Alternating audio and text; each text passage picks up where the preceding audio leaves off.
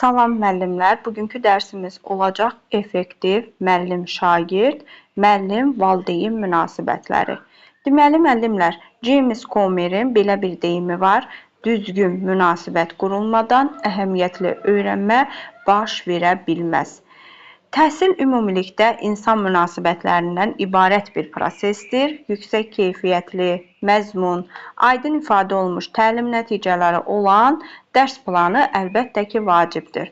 Lakin bütün bunlar şagirdlər üçün yüksək nəticələr əldə etməyə kifayət etmir. Əgər şagirdlər onların ehtiyaclarını qarşılayan pozitiv münasibət qururlarsa, onlar akademik fəaliyyətə cəlb etmək və nəticə göstərmələrini təmin etmək daha rahat olar. Şagirdlər deməli pozitiv münasibət qurulduqda onlar özlərini məktəbə daha bağlı hiss edirlər. Daha belə deyək də təhsilin bir önəmli hissəsi hiss edirlər. Onlar üçün təhlükəsiz öyrənmə şəraiti yaradır. Öyrəndiklərindən zövq almış olurlar. Deyir, bəs bu cür pozitiv münasibəti necə yaratmaq, qoruyub saxlamaq olar? Müəllim-şagird arasında olan pozitiv münasibəti qarşılıqlı inam, hörmət, qarşılıqlı dəyər əsaslanan münasibətlərdə qoruyub saxlamaq olar. Əlbəttə, pozitiv münasibəti yaratmaq birinci mərhələsi sadəcə şagirdləri sevmək və onların olduqları kimi qəbul etməlidir.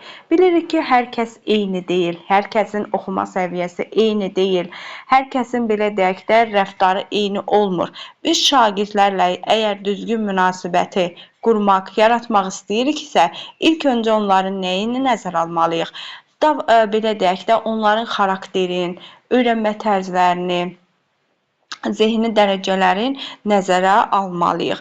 Və bunu nəzərə alaraq biz şagirdlərdə münasibəti düzgün qurarıqsa, düzgün rəy verəriksə, sinifimizdə effektiv müəllim-şagird rolu bir növ oynamış oluruq. Deməli, deyir, müşahidələr göstərir ki, bəzi müəllimlər bir çox hallarda şagirdə müsbət rəy bildirməkdə xəsislik edir. Bunun da yanlış olaraq biri əsaslandırır ki, əgər şagirddə müsbət rəy bildirsək, tərif etsək, o əvvəlki kimi nəticə göstərməyəcək. Həqiqətən də təcrübə göstərir ki, şagird müsbət rəy və ya tərifdən sonra əvvəlki kimi performans göstərmir. Əslində isə bunun səbəbi şagirddə deyilən təriflər yox, onun bu tərifləri eşitməyi özü üçün ən böyük hədəf seçməsidir. Müəllim-şagird arasında olan pozitiv münasibətin dəqiq bir resepti olmasa da, bu cür əlaqə qurmaq üçün aşağıdakı bəzi təkliflərdən istifadə etmək olar. Hansıdır? Baxarıq. Deyir, tədris ili başlamazdan əvvəl şagirdlərə qısa formada xoş gəlmisiniz məktubu göndərib, onlara görüşü necə səbirsizliklə gözlədiyimizi bildirmək lazımdır. Bu strategiya deyir, xüsusi olaraq ibtidai sinif şagirdlərində daha effektiv olur. Yuxarı sinif şagirdləri ilə sizin sinifə keçməmişdən əvvəl, belə deyək də, aşağı siniflərlə tanış olmaq, yəni mən yeni müəlliməmsə, aşağı sinifdə bunlar necə olub, necə belə deyək də müəllimlərlə işləyibdir, xarakterlər necədir, bunlarla tanış olmaq və belə olduqda sinifə sizin haqqınızda artıq xoş təsərrüatla gələcəklər. Onlarla söhbət etmək lazımdır əlbəttə. Şagirdlər üçün oyunlar, tədbirlər təşkil etmək, dərs ilinin əvvəlində sinifi bir-biri ilə bağlayan fəaliyyətlər həyata keçirmək, şagirdlərin ad günlərini və ya hər hansısa təbir yarışlarındakı uğurlarını dərsin vaxtında mane olmadan sözlü şəkildə qeyd etmək, şagirdləri hər gün sinif otağının qapısında qarşılamaq, salamlamaq və belə deyək də və s. Bütün bunlar şagird-müəllimin münasibətini effektiv qurulmasında əsas olan, belə deyək, təkliflərdir ki, bunlardan biz istifadə edərək şagirdlərlə aramızda xoş münasibət yarada bilmiş oluruq. Daha sonra müəllimlər, burada var şagirdlərlə effektiv ünsiyyətin qurulması. Deyir, son illərdə tədris təşkilində Bəzi pedaqoji stereotiplər dağıdılıb və ya pedaqoq şəxsiyyət yönümlü yanaşmaya keçid etmişdir. Bu cür yanaşma müəllimdə həm də humanizm prinsiplərinə əsaslanan pedaqoji ünsiyyətin qurulmağını tələb edir. Tədris bu cür təşkili müəllimin qarşısına qoyulmuş kifayət qədər çətin bir pedaqoji tapşırıqdır və çox vaxtı psixoloji bilik, bacarıq, səriştənin olmaması nəticəsində müəllim şagirdlərlə ünsiyyətlərdə düzgün qarşılıqlı əlaqəyə nail ola bilmirlər. Və bunun üçün də biz əgər şagird yönümlülük təhsildə isə, humanistlik prinsipinə əməl ediriksə, biz demokratik üslubdan istifadə edərək, deməli, şagirdlərlə effektiv ünsiyyət qura bilərik. Demokratik ünsiyyət nədir, müəllimlər? Üslub, yəni ünsiyyət deyirəm, üzrlü sayın, humanizm, həssaslıq, qarşılıqlı tərəfdaşlıq, bərabər hüquqların yaradılması, empatiya, yəni sinifimizdə şagirdlərə həssaslıqla davranışımızdan burada söhbət gedir. Onların, belə deyək də, hisslərin başa düşmək, onların hər hansısa bir çətin vəziyyəti varsa, həmən çətin vəziyyətdə şagirdlərimizlə həssas danışmaq, qarşılıqlı şagirdlərlə tərəfdaşlıq etmək, bərabər hüquqlar yaratmaq, yəni şagirdlərin arasında bərabər hüquqlar yaratmaq, onların hüquqlarına hörmət etmək, empatiya. Empatiya nə idi, müəllimlər? Sosial-emosionalda da bunu keçmişik, emosional intellektdə də keçmişik ki, empatiya qarşımızdakının hisslərini başa düşmək, onun yerinə özümüzü qoymaq bizim empatiya hissimizdir. Hər hansısa bir şagird, belə deyək də, nəsə bir iş görürsə, ilk öncə onu səhv müdaxilə etməzdən əvvəl biz onun hisslərini başa düşməliyik ki, bu niyə bu hərəkəti etdi? Özümüzü bir anlıq onun yerinə qoymalıyıq. Empatiya budur. Və bu bizim demokratiya üslubumuzdur. Avtoritet üslub nədir? Bu köhnə üsluba aiddir. Deməli, bir tərəfli qərarın qəbul edilməsi, qaydaların icrasına sərt şəkildə nəzarət, şagirdin fikrinin nəzərə alınmaması, öz haqqında sui-istifadə, qərarın şagirdin qarşısında əsaslandırılması. Və bu bizim avtoritet üslubu idi ki, ənənəvi belə deyək də köhnə üsuldan üst-üstə gəlir. Yəni bir tərəfli müəllim qərarı qəbul edir, şagirdlərin qərarına fikir verən yoxdur burada, avtoritet üsulda. Qaydaların icrası şərt şəkildədir. Burada cəza da tətbiq edilir. Fikir nəzərə alınmır.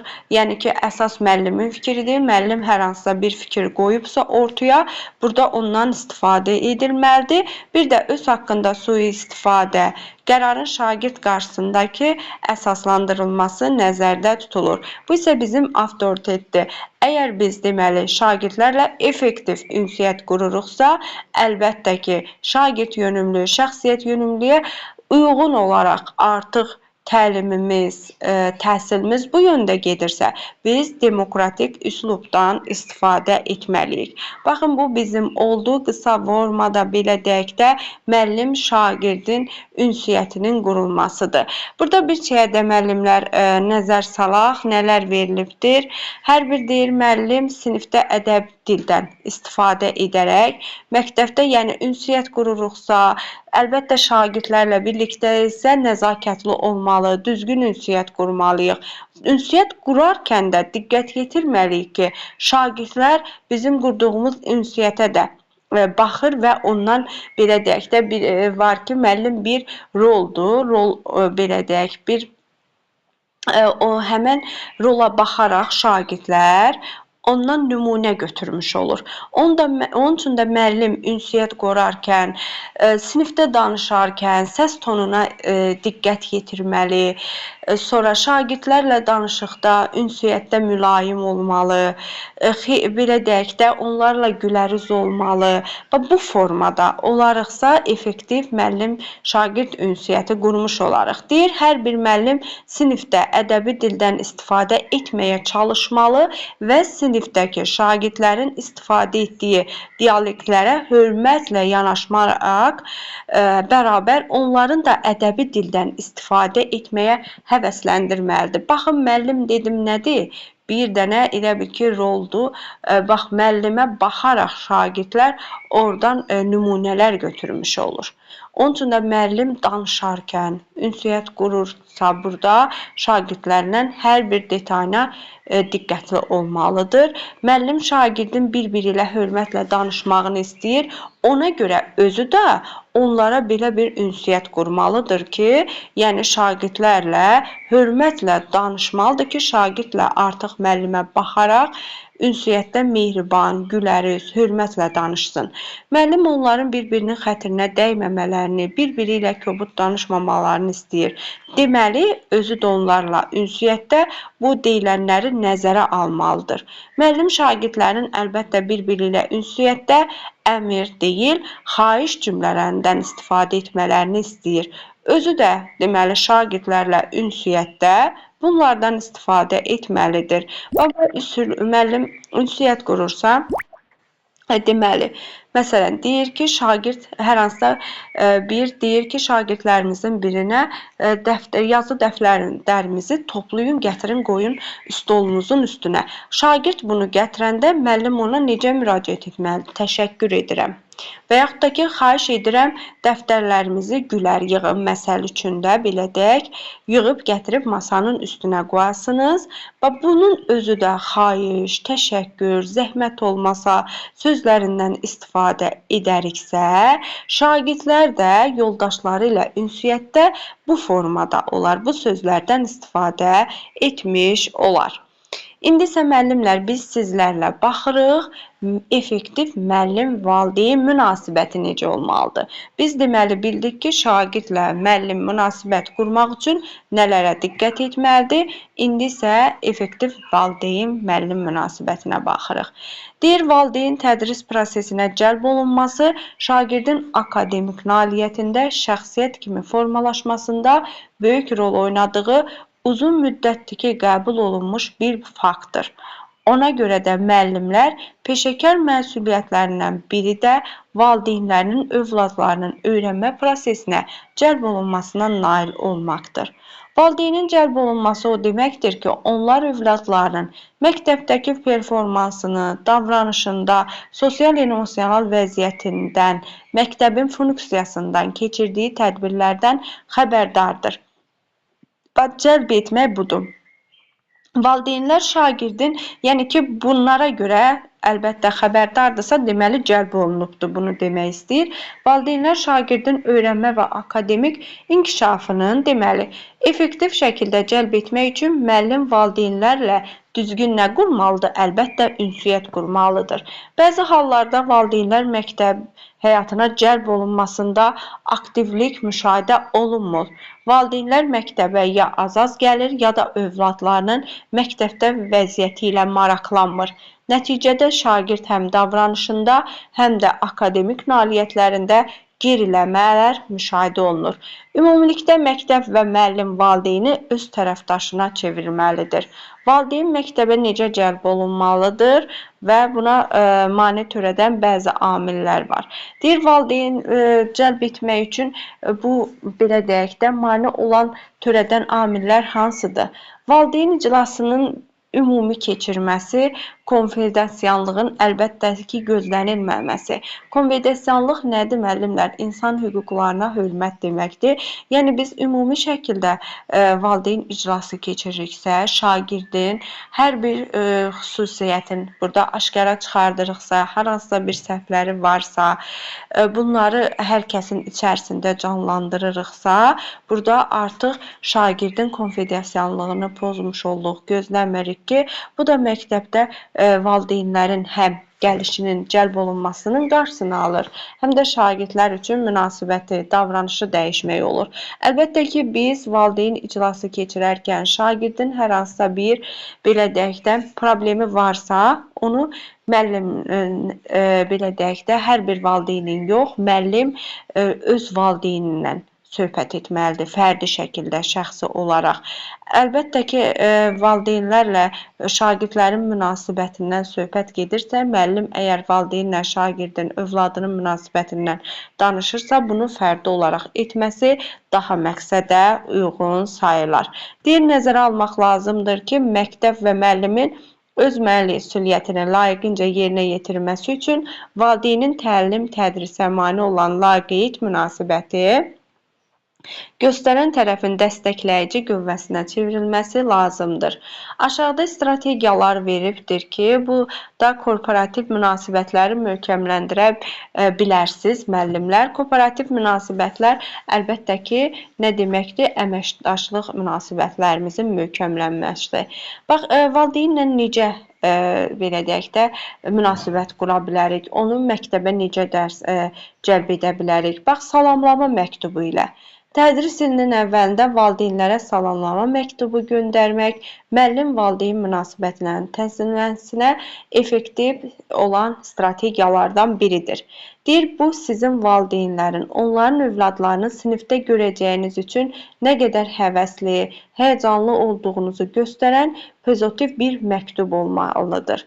Burada həmçinin sizin bütün tədris ili üçün nəzərdə tutulduğunuz tədris məqsədiniz, eləcə də şagirdlərlə işləməli olduğunuz necə onları görməyə səbirsizlədiyiniz, gözlədiyiniz qeyd olunmalıdır. Sonra valideynlərlə olan ilk ünsiyyət necə olmalıdır? Pozitiv alınması necə çalışmaq lazımdır və ki, bu pozitiv alınsın ünsiyyətimiz. Tədris ilinin ilk həftəsində deməli, İstənilən bir şagirdin valideyninə elektron məktub göndərərək həmin şagirdi müşahidə edilən yazı bacarıqları haqqında yaxşı belə deyək də valideynlərə məlumat veririk. Çünki əgər ilk vaxtlarda valideynlə ünsiyyətdə müəllim onun övladının akademik göstəricilərinin və davranışının barədə mənfi rəylər bildirsə, bu ümumilikdə müəllim valideynlə olan münasibəti neqativ edəcək. İlk öncə şagirdin hər hansısa bir yaxşı xüsusiyyəti varsa və onu belə deyək də qeyd edərək məktubumuzu göndərə bilərik ki, valideyni də bu cür deməli məktəbə əməkdaşlığa sövq edə bilərik. Şagirdlərin ilərişi haqqında qeydlər götürərək, deyir bu qeydlər valideynin övladının məktəbdə necə fəaliyyət göstərdiyi haqqında mütəmadi olaraq məlumat verir. Və burada məsəl üçün yazıbdır, hörmətli valideyn, övladınız oxu bacarıqları xeyli yaxşılaşıb və o mətn üzərində artıq oxuyub anlama, suallara sərbəst cavab verə bilir. Sonra pozitiv valideyn icrası keçirmək, valideynlər olan ilk deyir ünsiyyətin pozitiv alınmasına çalışmaq lazımdır. Məsələn, tədris ilinin ilk həftəsində valideynlər pozitiv əhval-ruhiyyəli ümumi iclas etmək məqsədə uyğundur. Valideynlər dərs ilinin ilk günlərində pozitiv istiqamətli, qarşılıqlı hörmət və etibarlı zəmin əsas münasibətlərin qurulmasına gətirib çıxartmış olur. Sonra pozitiv məzmunlu zəng, e-mail, mesajlardan istifadə edərək, bax deyir, bütün tədris ili boyu pozitiv məzmunla zənglər etmək, e-mail göndərmək, məktəbli kitabçasına qeydlər aparmaq, təəssüf ki, valideynlər adətən müəllimlərin yalnız övladlarının mənfi davranışın yazacağını hiss edir və buna əhəmiyyət vermir. Amma şagirdlərin biz pozitiv rəylərini burada qeyd etsək, valideyn də daha çox məktəbə cəlb etmiş olarıq. Sonra valideynin sinif fəaliyyətlərinin qatılması.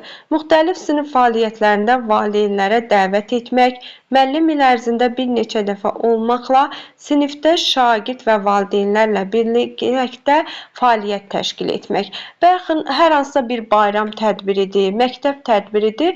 Bunu şagirdlərlə bərabər valideynlərinin də iştirakının, hər ikisinin də belə deyək, iştirakını mümkünsə təmin etmək lazımdır ki, bu da müəllimlə münasibətə müsbət təsir edir.